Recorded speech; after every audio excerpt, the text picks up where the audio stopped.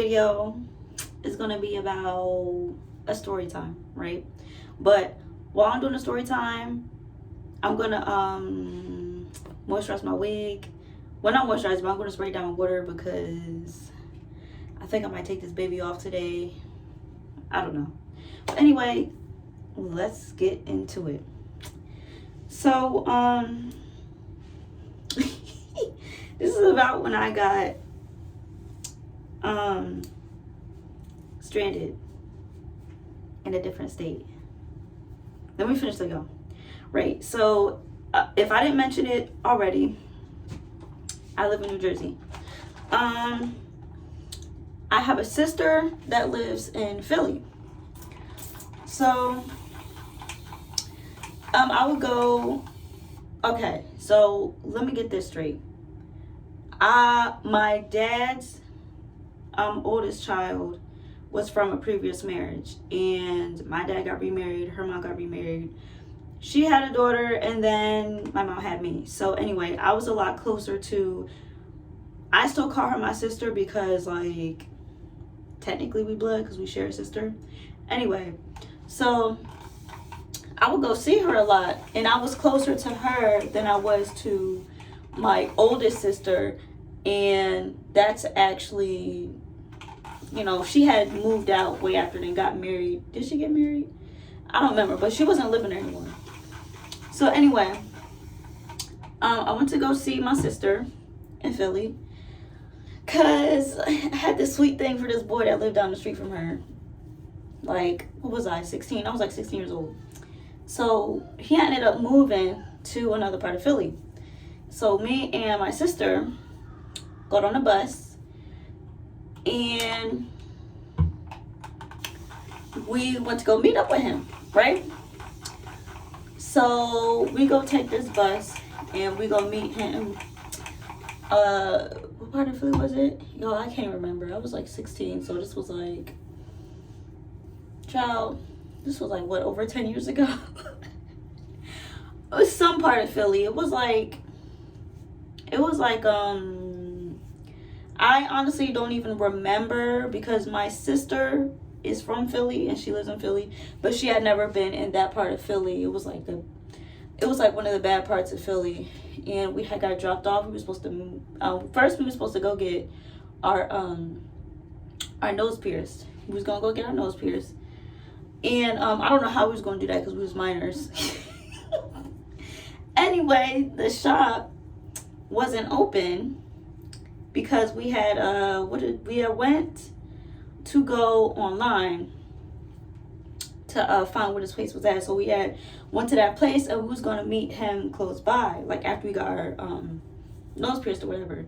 Well, we got there and the shop was closed, and it was a jewelry store, but it wasn't a piercing shop. So we decided to, you know, walk around and wait for him or whatever. First of all, it was a hot summer day, and when I tell y'all this little Negro did not show up, and we was like, forget it, we out of here. So we hopped on a bus to go back home, and it was getting kind of late. So we were like, all right, well, we about to just go back home. We ended up, what were we doing while we were there? We sat around mostly. We were outside. I think we had got something to eat and walked around, just trying to find something to do to pass the time. So first of all, warning flag number one, we didn't know what bus to get on our way back. So we asked somebody for directions, and they tell us what bus to get on. So we get on that bus, and we're on that bus for a while, and we just, you know, sitting there chatting it up or whatever. And my sister was like, something's weird, right? She's like, we've already never been in that area before, but she was like, something's weird. Like, this isn't the way we took here But you know, it was dark at that point. Like after we was on the bus for some time, it had started getting dark. So she was like, well, you know, I don't know the area, so maybe I'm just tripping. So we're on the bus, and we're the last people on the bus. It was us and I think there was one or two other people. It was like one or two other people left on the bus. So we're just waiting, right? And the bus comes to a stop. And he says, all right, y'all, last stop. And we're like, what do you mean this is the last stop? Like, we're supposed to be going to station so-and-so. He was like, well, I'm off of work, so this is the last stop. We're like, damn, bro. Like, mind you, we're like minors, so we're like 16. And I don't know how I look to y'all now, but people question me about my age now. Like, people don't think I'm 28 now. So imagine me being 16. Like, this man had no sympathy. He was like, well, I'm getting off of work, so fuck y'all. Anyways, so we get off the bus, and the stop, first of all, isn't even a real bus stop. It was underneath a bridge, and it was mad dark, and there was no lights. It wasn't like a highway bridge or nothing, but it was like, you know, one of those bridges that you cross over, and it's got like it's just like a little roundabout bridge, like just to get over a hump or something. It wasn't like a long bridge. It was just like you're supposed to go right through, like, you know, those little 2-second bridges. No tolls or nothing. It was just like you turn the street and it got this little, maybe I'll insert a picture if I can find one. I don't think I'm doing a good job explaining it. But anyway, he dropped us off under some dark ass bridge. And mind you, it was dark, and it was the last bus ride. So it was, at that point, it was past 9 o'clock. So we're like, all right, we don't, you know, I'm asking her, do you know where we're at? And she's like, no, I've never been down here before. And I seen a sign, because where he dropped us off, it was under a bridge. But like when you walk up the street, like 5-10 minutes, you could see there was like some restaurant across the street. There was like a bunch of people outside at some restaurant playing music and stuff like that. It looked like a party or like a family reunion or something. And across from there was the highway, and on the highway it said it begins with a C. It's not Westchester. It's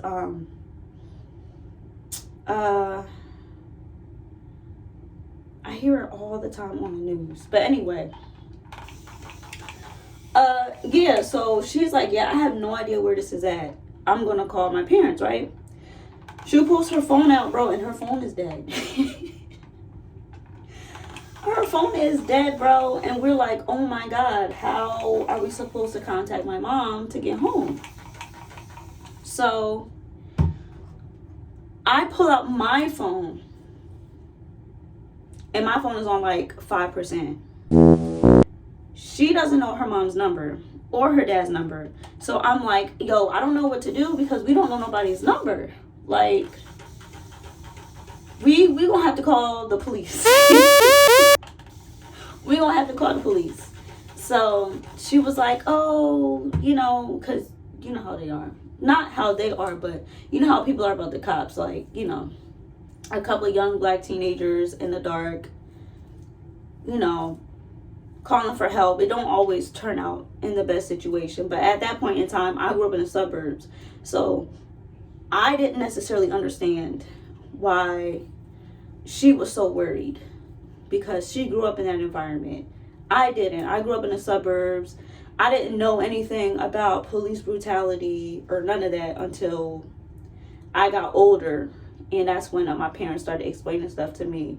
They actually started explaining stuff to me after we had got lost, because my parents was like, you know, something bad could have happened to you. As a matter of fact, that's not even the first time my parents told that to me, now I think about it, because that's not even the first time I've been lost somewhere. We'll do another story time on that. But anyway, yeah, so I only have like 5% on my phone, and we over there like, oh my God, what are we gonna do? Who we gonna call? So first we called, I don't know why, because the boy didn't show up. So we called him first. He didn't answer. Not my son being loud. So then she called some of her friends, and one of them answered but didn't know where we were at either. And then another one of her friends didn't answer. So we ended up just calling the police anyway. And what happened was, she was like, oh, you know, we're lost and we don't know where we're at. We don't know how to get home. I don't know my parents' phone number or whatever. So we was on the phone with the cops for like a good 10 minutes. And we told them where we was at or whatever. And they're like, don't hang up because we don't want anything to happen to y'all while you're on the phone. So we'll send somebody out there and y'all stay on the phone. And we'll make sure that y'all are safe or whatever. So we're on the phone with the lady the whole time, and she was like, you know, are you sure you don't know your parents' number? Can you think of something, anybody, whatever? So she was like, well, no, but I know my address. So she told the cops her address, and I'm pretty sure the cops have my number. I don't know, but anyway, we're sitting there waiting or whatever, you know, on the phone, just, you know, waiting to hear something. And I think it was like 10, 15 minutes. We had, we were still on the phone with somebody or on hold or something like that. And we had got an officer on the phone, and he was like, oh, we were able to get in contact with your parents. We went to the house, told them where you're at, this, that, and the third. They'll be on their way to come get you. So we were waiting, and they were like, we were still on the phone with the cops. I know my phone is on 5%, but if y'all know, phones today, their phone batteries ain't worth not a shit. But 10 years ago, first of all, when I first got my first phone, your phone battery, you didn't even have to charge for like 2-3 days. Like, I miss those days. So anyway, my phone, at that point, it's not on 5% no more, but like the bar is blinking, like we about to hang up on you. So I'm like, oh my God, what am I supposed to do? My phone's about to die. What if they don't get to us in time or none of that? So we ended up waiting under a street light across from the restaurant, wherever this place was. I don't know, I think it was an adult restaurant, because them people seemed like they was drunk or something. Or maybe they just served alcohol, I don't know, but they was having a ball out there. And I was like, oh, why don't we just go over there? And she's like, we're not going over there. I don't know them. She said, I do not know those people. And no offense to any of my non-color viewers, but they were white. And, you know, like I said, she lives in Philly, and a part that she lived in was, I don't want to say she lived in a hood, but, you know, she had seen some stuff. She's seen people get shot, killed, stabbed on her street and stuff like that, but it wasn't like as bad as the other area. And she's like, you know, they be having racists out here, and I don't want to, you know, roll up on some random white person I don't know, and then they try to kill me. Like, no. And I was like, ain't nobody gonna try to kill us. Again, me being naive, because I grew up in the suburbs and I don't know nothing about racism or police brutality or none of that. I'm over here like, what are you talking about? Whoa. So, anyways, my phone dies. My phone dies, but luckily, like 2 seconds later,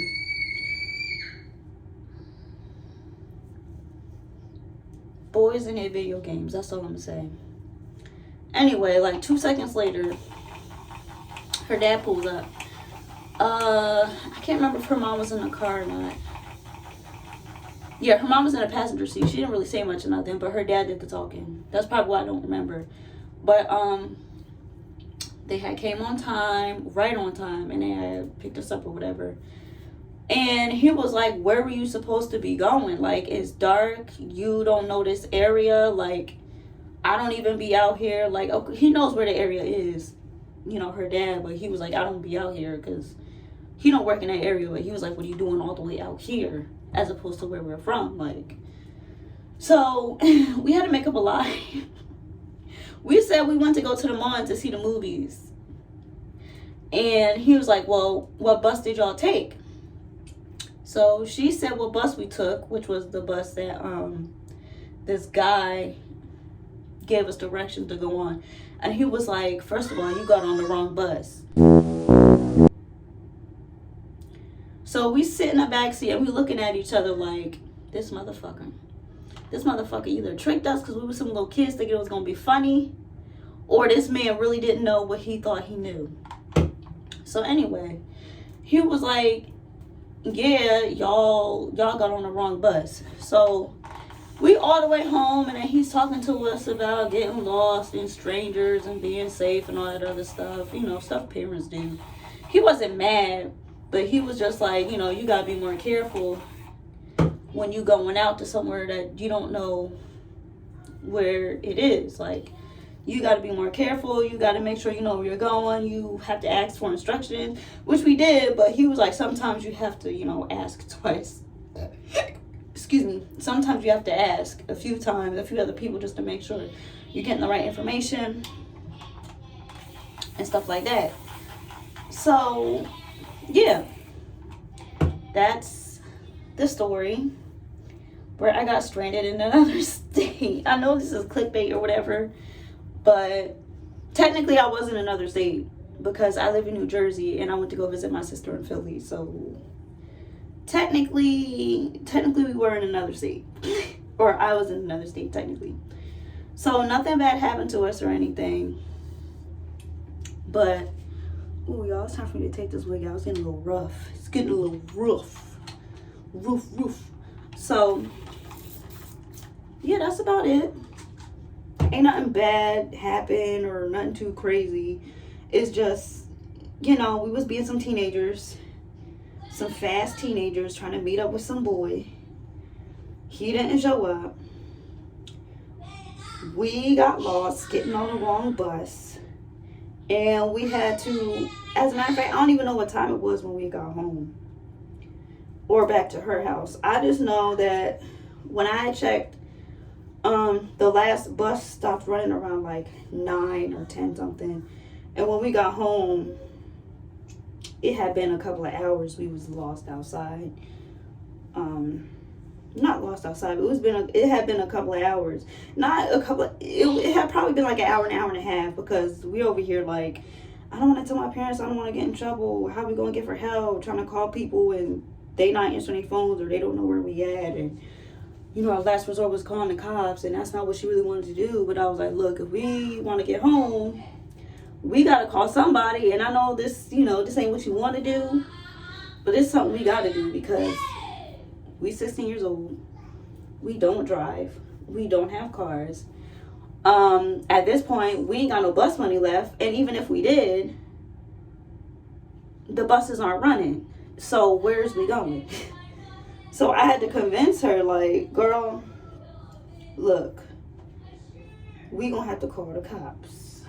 And as much as you don't want to, we gonna have to do it, because it's late, it's dark, I'm hungry.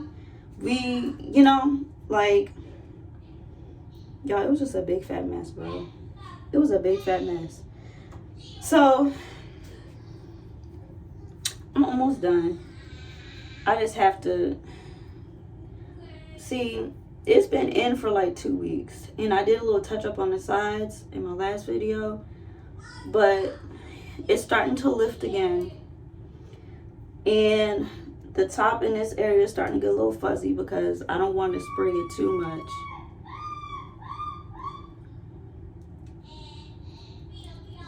much. Because if I do, then it's going to lift even more and even faster.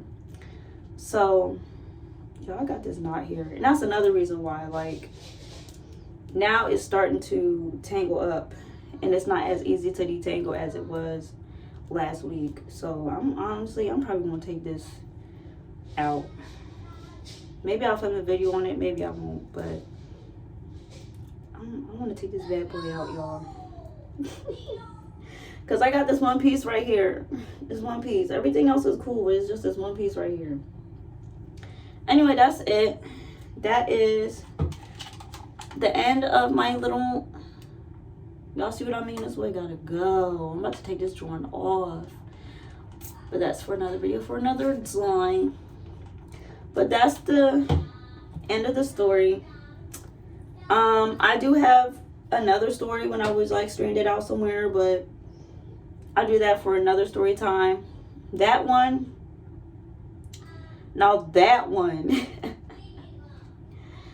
I'm not gonna say I was a wild teenager, y'all, but I was doing what I wanted to do. Me being me, got stuck somewhere else because I was rebellious and I didn't want to listen. My parents, they were like strict, but I wasn't allowed to do a lot of stuff. So I would lie and be sneaky because all my friends could do these things and I couldn't.